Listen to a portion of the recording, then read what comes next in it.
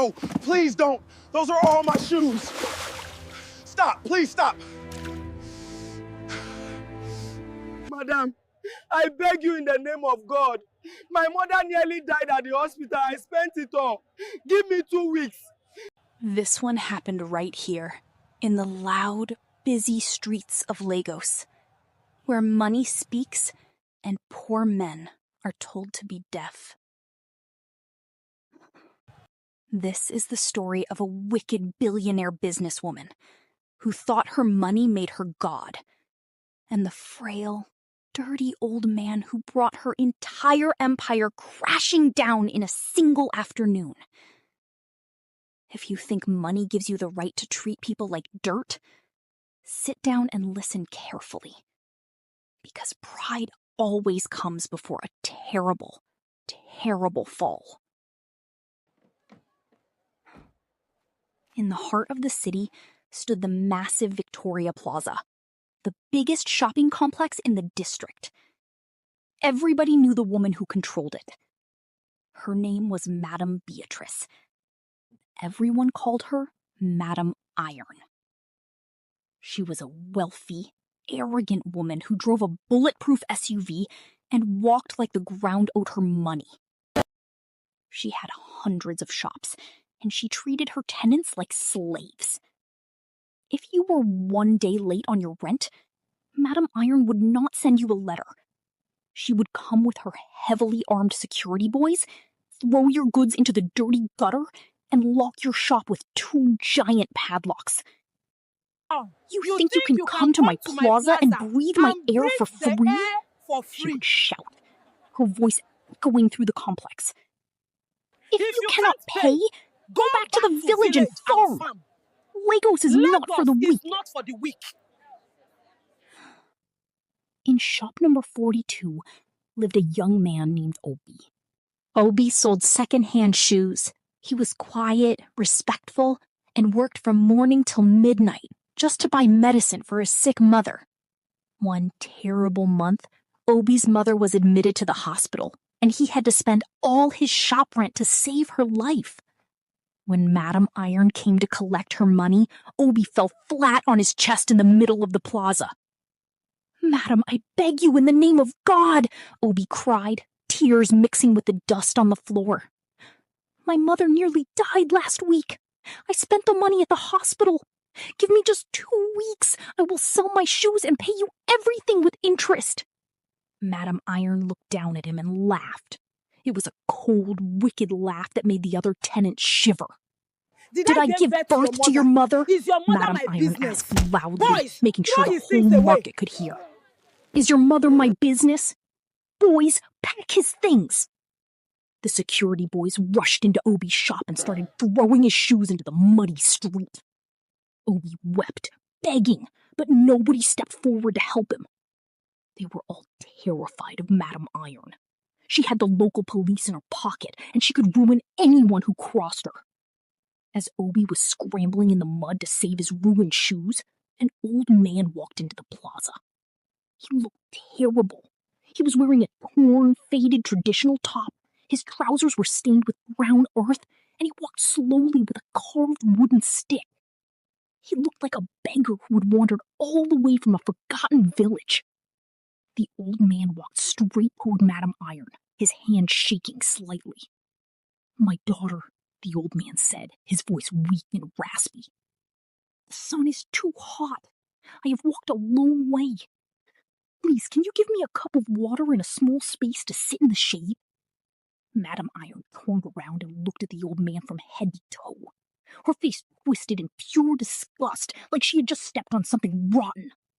"Are you blind or are you mad?" she screamed. "Do I look like a charity worker to you? Do you know how much a square meter costs in my plaza? Security, throw this smelly old fool out of my gate before he infects my customers." One of the security boys shoved the old man hard in the chest. The old man lost his balance and fell right into the mud next to Obi. Madame Iron spat on the ground, entered her air-conditioned SUV, and ordered her driver to park in her VIP spot.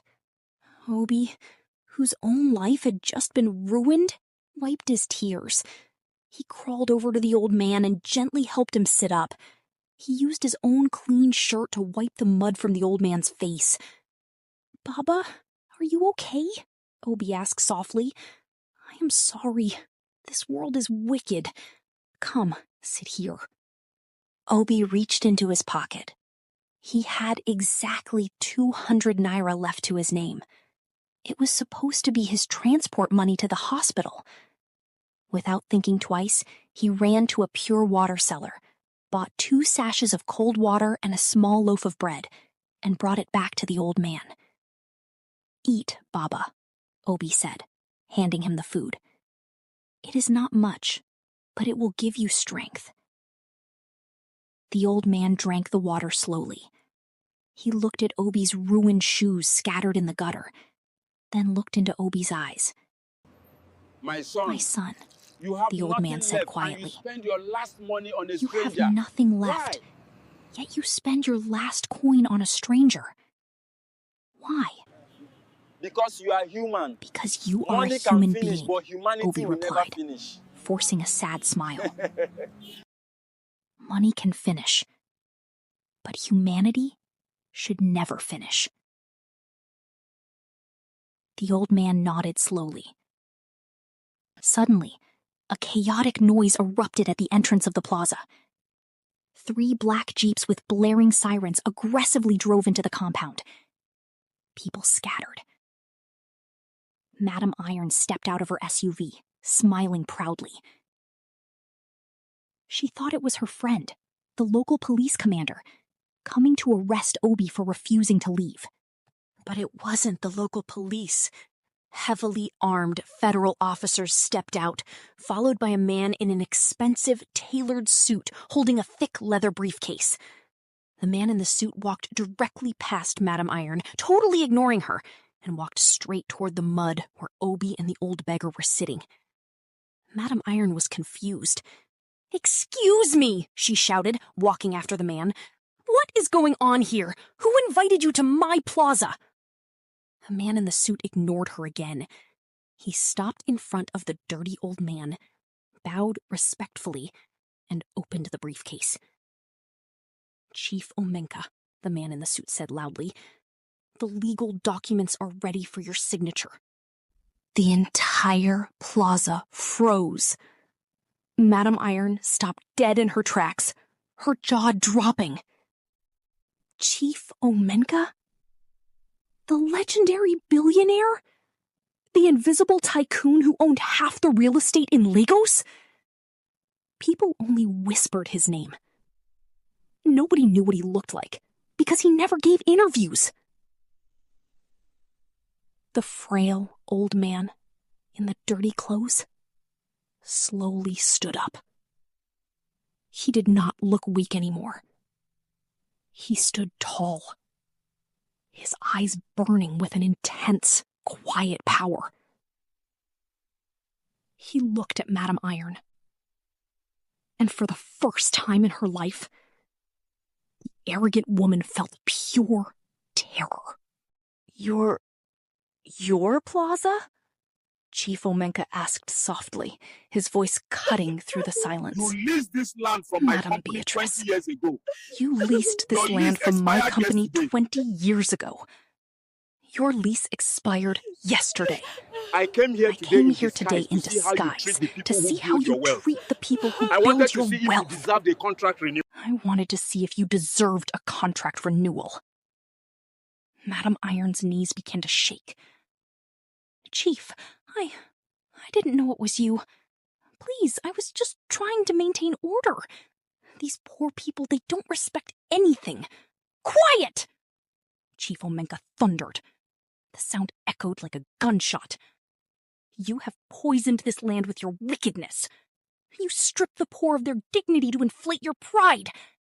You are not a businesswoman. You are a tyrant." Chief Omenka turned to the man in the suit. "Cancel her lease immediately. Confiscate the property keys. She has exactly 1 hour to pack her personal belongings and leave this premises. If she resists, arrest her for the assault of a senior citizen.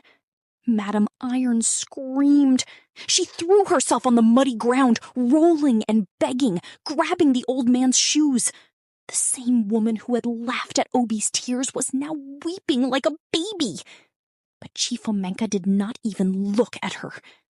He turned back to Obi, who was still kneeling in the mud, completely speechless. "My son," Chief Omenka said, a warm smile finally breaking across his face. "You showed kindness to a beggar when your own house was burning. That is the true heart of a businessman." He pointed to the massive plaza around them. "From today, you will no longer sell shoes in the mud. I am placing you as the new general manager of this entire complex. You will collect the rents, you will manage the tenants, and you will show them the humanity that this wicked woman lacked." The entire market erupted into massive cheers. People were jumping, shouting, and praising God. Madame Iron was dragged away by the federal officers, her expensive clothes covered in the exact same mud she had thrown Obi into. She lost her empire, her money, and her pride all in one single day. And that, my people, is how life works. You can build a tower as high as the sky, but if your foundation is made of wickedness, the wind will eventually blow it down. Now, before you go, I want to ask you a serious question. If you were Chief Omenka, would you have given Madame Iron a second chance to change her ways? Or did she get exactly what she deserved? Let me know your thoughts in the comments section. I want to see who has a merciful heart and who believes in instant karma. If this story made you smile, please hit that subscribe button, like the video, and share it with someone who needs a reminder to be humble. Thank you for watching, my people, and I will see you